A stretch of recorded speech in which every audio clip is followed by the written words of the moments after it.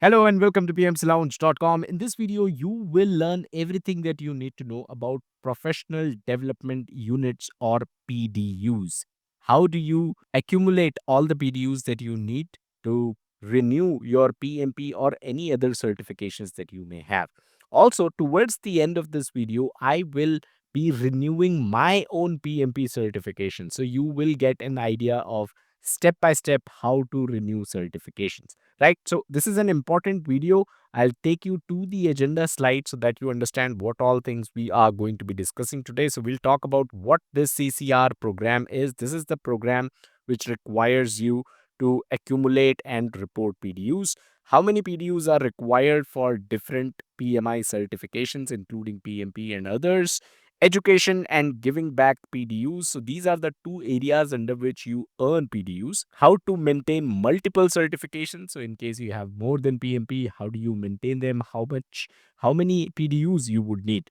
Certification status. There are four types of status your certification can be in. We'll take a look at that. There's also an audit that may or may not take place when you are renewing your certification. So we'll talk about that also. And then, as I mentioned earlier, I'll give you a demo because I'm going to be renewing my own certification in this video itself. So stick around till the end. Let's start off with what this CCR program is. This is a program that supports ongoing educational and professional development of the certification holders. So you passed the certification exam, but that does not mean that your education ended there. In fact, it just got started if you consider the CCR program, because you will have to report 60 PDUs every year if you have PMP certification, and how many PDUs you need for other certifications. That's also something that we will talk about. But this program ensures that you, as a project manager or a PMI certified professional, you are always prepared to meet the demands of the ever changing complex business environment. Now, the renewal cycle is every 3 years for all these certifications offered by PMI. You've got PMP, PGMP, PFMP, PBA, ACP, RMP, SP, and CAPM. So, for all of them, the cycle is 3 years. The renewal cycle for disciplined agile certifications is 1 year. By the way, I'd like to let you know that we are not covering disciplined agile specific details in this video. But if you want me to create a separate video covering PDU requirements and how to report PDUs for disciplined agile, because as you have seen, it's different here. It's the renewal cycle itself is just 1 year. So if you want that, let me know in the comments and we can do that as well. Participating in professional development and learning activities allow certification holders to earn PDUs, and each hour spent in such activity counts as one PDU. So basically, all your professional development, all your learning activities that you do, each hour that you spend in those activities can be counted as a single PDU. But there's a lot of nuances, which is what we are going to cover. But that's the long and short of what a PDU really is. Now, this slide shows you PDUs required for all these PMI certifications. As I mentioned, disciplined agile is something that we are not covering. The renewal cycle for all the certification is 3 years, so that's common. But in terms of PDUs, it's different. So from PMP till PBA, you need 60 PDUs every 3 years to accumulate and then report to PMI for your certification to be active and valid. From ACP till SP, you need just 30 PDUs. And if you're a CAPM certification holder, you need only 15 PDUs. So this is the amount of PDUs that you need every 3 years that you need to report to PMI. Now, there are two areas under which you can accumulate these PDUs. Number one is education, and number two is giving back. The minimum PDUs, remember this is important. The minimum PDUs that you need in education is listed here. So it's for all the certifications where you need 60 PDUs, you need 35 minimum education PDUs. And the maximum claimable giving back PDUs is 25 for such certifications. What this means is for education, you must spend at least 35 hours about learning stuff in education, right? For renewing the first four certifications. And when it comes to giving back PDUs, and we'll talk about what these giving back and education areas are and what counts as education, what counts as giving back. But there in giving back, you can only claim a maximum of 25 PDUs, right? So remember, minimum 35 PDUs of education is required and maximum 25 PDUs of giving back is something that you can claim. This means that giving back PDUs are actually optional. You can claim all 60 PDUs under education itself. So that is something which is possible. By the way, smash that like button if you are getting value in this video so far. We'll talk about the third point on our agenda now, and that is the education and giving back PDUs. All right, so let's start off and let's start things off with education PDUs. Education component of the CCR program is aligned with the PMI talent triangle. Do you remember the PMI talent triangle? So your education should be aligned with these three skill areas. And in addition to that, a minimum number of education PDUs need to be obtained in each of these three areas. So remember, we just talked about how you need a minimum of 35 education PDUs if we are talking about PMP. Then you need a minimum of 35 PDUs. But within that 35 PDUs, within those 35 PDUs, you also need a minimum number of PDUs under ways of working, power skills, and business acumen. How much is that? That's 8 each for your PMP, PGMP, PFMP, and PMI PBA certifications. So, for certifications that require you to accumulate 60 PDUs in 3 years, you need 35 education PDUs. And within those 35 education PDUs, you need at least 8 PDU each in these three areas.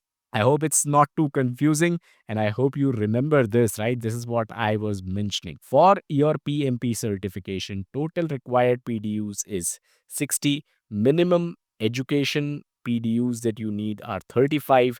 And in this 35 education PDUs, you need at least 8 for each of these three key skill areas of the PMI talent triangle. All right, so let's continue our discussion and let's see the different areas under which you can achieve these education and giving back to the profession kind of PDUs.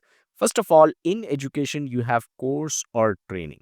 So any instructor led or formal education course or classes held in person or even online, all of these can be counted as a course or training under your education area to claim PDUs. And remember, as I mentioned earlier, 1 hour is equals to 1 PDU. So if you attend a course or training, a webinar, instructor led, whatever online, if it's 1 hour long, you can claim 1 PDU under education. Organizational meetings is basically meetings, activities, and local events related to the profession. Then you have online or digital media, which is all about self paced learning conducted online or through various forms of digital media. Then read, right? You can also read books related to your certification that you hold. And then there's informal learning, which is educational opportunities, but they should be focused on structured discussions. Now, let's talk about giving back to the profession PDUs. So far, we've discussed a lot about education side of things. Let's talk about the maximum 25 PDUs that you can claim under giving back, right? So, what do you need there? So, you've got work as a practitioner. That is, you basically work in your certified role. If you have, let's say, an RMP or a risk management professional, and you work as a risk manager, you can claim a maximum of 8 out of these 25 PDUs. This is a special case here, an exception of sorts, that you cannot claim all 25 PDUs under giving back just by working as a practitioner. You can claim a maximum of 8. So that's one way to claim 8 PDUs just by working as a practitioner. Now remember, I took an example of you being RMP certified and working as a risk manager. If you are RMP certified, but you work as a salesman, then you cannot claim 8 PDUs under the giving back category. I hope that makes sense. All right, create content. Well, every time you create new knowledge resource for use by other practitioners and it should be in a public domain, you can claim PDUs under the create content section. Give a presentation whenever you're presenting a topic that's relevant to your profession. Share knowledge, sharing your domain knowledge to help others learn and grow. And then volunteer, providing volunteer services to non employer or non client organizations. So, this is how the two areas of PDUs are structured. All right, let's go to the next slide and let's take a look at a snapshot. So, for PMP, PGMP, PFMP, and PBA, you need to accumulate 60 PDUs in 3 years. In education, you can have a minimum of 35 PDUs, out of which 8 should be part of each of the key skill area of the talent triangle. Remaining 11 in any area of the talent triangle is fine. You can also claim 25 PDUs maximum under giving back, which contains stuff like volunteering, creating knowledge, or working as a professional, where you can claim a maximum of 8 PDUs. For certifications like ACP, RMP, SP, where you need 30 PDUs, this is what applies. You can pause and read. It's just the same as what you need for PMP and other such certifications. It's just that the number change here. And same goes for CAPM, where you just need 15 PDUs, just a change in terms of the numbers, but everything remains the same. You still report PDUs under either education or a giving back. All right, let's talk about carrying over PDUs. Now, let's say there was a time where you were able to accumulate more than 60 PDUs. Now, what happens now? Let's say you accumulated 70 PDUs and you just need 60 PDUs to renew your PMP certification. What happens to the 10 extra PDUs that you have? PMI says you need not worry because you can actually carry over these PDUs. Now, any activities completed prior to obtaining the certification is not eligible for PDUs. So, today, if you're not PMP certified, you cannot say that, I attended this webinar or this training session for 2 hours. Can I claim that PDU? You first have to be PMP certified, right?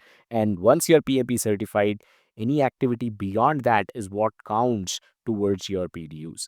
If you earn more than required PDUs in your CCR cycle, you may apply a portion of the PDUs to your next cycle as well. So only PDUs that you earn in the final year, that is the final 12 months, because remember, you need 60 PDUs in 3 years.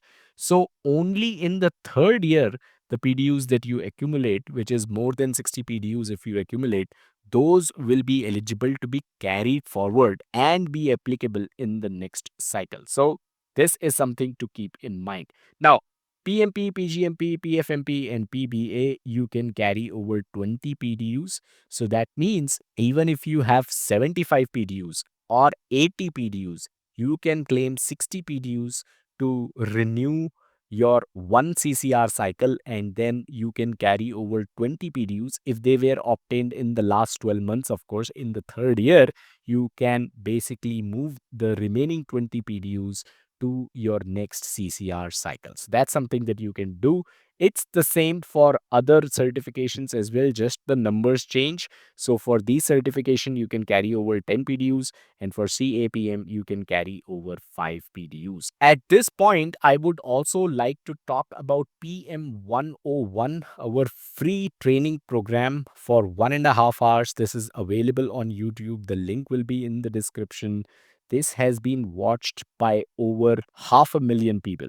Definitely check this out. This is one of the most popular introductory video on project management on entire YouTube. So definitely check this out if you are new to project management. All right, now let's talk about our fourth topic here, which is how do you maintain multiple certifications, right? So if you have more than one certifications, as an example, let's say you hold two certifications, both PMP and PMI RMP. PMP requires 60 PDUs, RMP requires 30 PDUs, but this does not mean that you need 90 PDUs to renew these two certifications, because this would be a mess if there was someone who had, let's say, 4 or 5 certifications from PMI. Then they don't need a million PDUs to keep all their certifications active and valid. So what happens here is education PDUs can be applied to both certifications.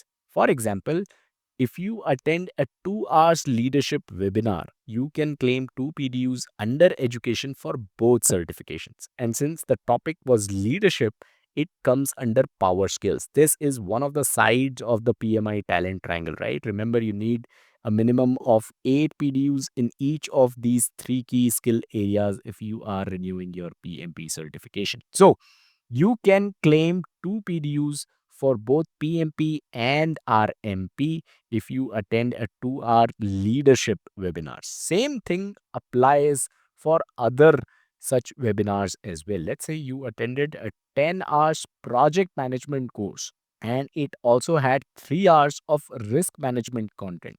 Then you can claim all 10 hours under education, that is ways of working. This is the side of the talent triangle that we are talking about. You can claim 10 hours for your PMP certification, and then you can also claim 3 PDUs against your PMI RMP certification, because this course had about 3 hours of content for risk management. So I hope that makes sense. In your 12 hours of total education, you can claim 12 PDUs for PMP and you can claim 5 PDUs for RMP. So that means you are claiming 17 PDUs by attending 12 hours of education. So I hope that example makes things clear. Giving back PDUs can be applied to both certifications as well. For example, if you spend 2 hours volunteering at a PMI event, then under the giving back category, you can claim 2 PDUs for your both PMP as well as RMP certification. And we have only taken an example that you have 2 certifications. It is possible that you have more than 2 certifications. Even then, all of what I spoke still applies. But as an example, if you have RMP and let's say a SP certification also, which is a scheduling professional certification, then none of this might be applicable, because if you didn't have any content related to scheduling professional, you cannot apply any PDUs from this 10 hours project management course. But if it has, let's say, 1 hour of scheduling related content as well, then you can apply one PDU there. I hope you get the point. Now let's talk about our fifth agenda item, which is certification status. So there are actually 4 status your certification can be in. Your certification can be active, which means that you satisfy all the CCR requirements. Your certification could be in a suspended status as well, which means that you do not satisfy the CCR requirements. And if you do not satisfy the CCR requirements, your certification will be in suspended status, which can go up to a maximum of 1 year. Now, what this means is that you never accumulated your PDUs, you never reported PDUs to PMI, you never paid the fee to keep your certification active and valid. And if that happens for more than a year, then the next thing that's going to happen to your certification is that your certification is going to be expired. I will come to this diagram because it is important, but I hope you get the point what expired means. It means that if you do not meet the CCR requirements within the suspension period, which is of 12 months, you will lose your certification and you will have to take up the exam again. But for example, let's say you are somewhere here. Your certification finished the first 3 years. Then for the next 6 months, you did not renew your certification at all. So you are in the suspension period. And then 6 months later, you realize that I am in suspension period. My certification is actually suspended. Then you pay the fee, you report the PDUs, and you want to get your certification back, it doesn't mean that 3 years from here is going to be your new period or your new CCR cycle. Your CCR cycle begins from the day your certification was suspended. So, this is something to take note of. All right. If you are in good standing and you wish to voluntarily relinquish the certification due to your retirement, you can do so, and your certification will then be in the retired status. So, these are the four status your each PMI certification can be in. Okay, let's talk about audit because believe it or not, this process can also go through an audit. All certification holders are subject to an audit. If you are selected for an audit, you will be permitted to renew your certification only after you successfully complete the audit and meet its terms. A percentage of certification holders will be randomly selected for the audit process. If you are selected for an audit, you will be asked to submit supporting material to verify any PDUs that you have submitted.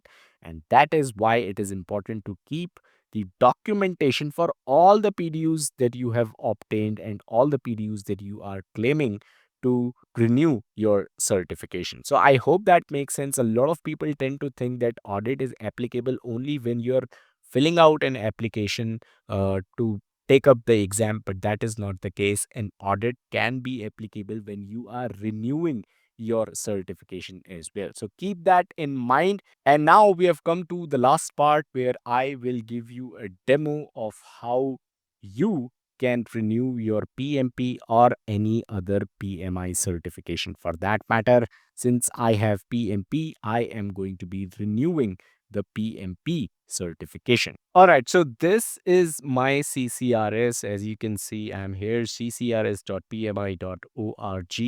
I have already logged in, so you can see my name here. And it says 0 PDUs remaining to renew, and I have just 1 day until a renewal. All right, so you can see that 60 PDUs are required. I've applied all 60 of them, so I don't need any more PDUs. It says 0 remaining. Here also it continues to say 0 PDUs remaining. And as you can see, I achieved all my PDUs in education only. I try to learn and keep myself up to date so I don't claim any giving back PDUs ever. So I made 33 claims in total, which means there are 33 different resources that I consumed to obtain these 60 PDUs. So all that I need to do now is to click on renew now, and I'm going to do that. As I mentioned, all that you need to do is go to ccrs.pmi.org. If you have never claimed PDU, then that's a separate topic because you need to go under PDUs and then go to report PDUs. If you go here, you'll be able to select whether you want to report PDUs under education or giving back. All these topics we already talked about, and it's pretty easy to go in and just claim PDUs. Like if I went into course or training, I'll just provide the name of the provider, course, description, which is also optional, date, and some other information about this. And then I'll just mention how many PDUs I want to claim under this. I click on I agree and submit, and that's how a PDU gets reported. And if I go to claim history, once your PDU is approved, it will show up under your claim history. So that's how it works. But back to the dashboard, as I was mentioning, since I don't need to earn any more PDUs, I can simply click on renew now. It will load, it will go to the payment page where I will be able to make the payment and I'll be able to renew my PMP certification. Now, almost immediately after you're done with the payment, you will be able to get an email that says, "Congratulations, you have renewed your PMP." So, this is an email from PMI. It talks about how everything that was required has been done. You've made the payment, and now your credential has been renewed, and you can access the digital version of the certificate by going over the PMI dashboard. And it also mentions how the certification will remain active for 3 more years, ending on 21st of June 2028. And obviously, I need to accumulate 60 PDUs by 21st of June 2028 and report it to PMI. so that this CCR cycle can be completed and the next one can begin. So that's all in this one. I hope you found this comprehensive video very, very helpful and valuable. Smash that like button. It helps us stay motivated and create more free content for you. I'll catch you guys in the next one. Bye bye.